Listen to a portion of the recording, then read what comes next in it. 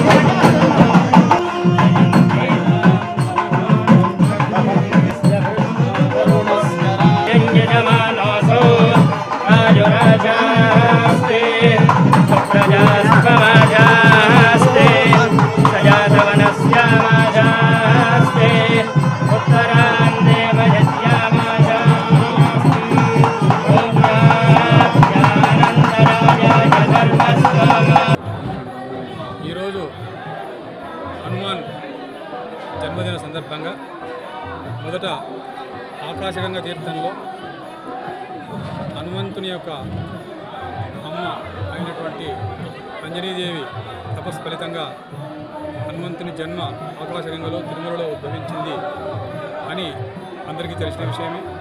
అక్కడ బాలాంజనేయ స్వామి వారికి అంజనీదేవికి ఈరోజు పొద్దునే 8 గంటలకు అభిషేకం చేయడం జరిగింది. అభిషేకానంతరం అర్చన కూడా జరుగుతుంది.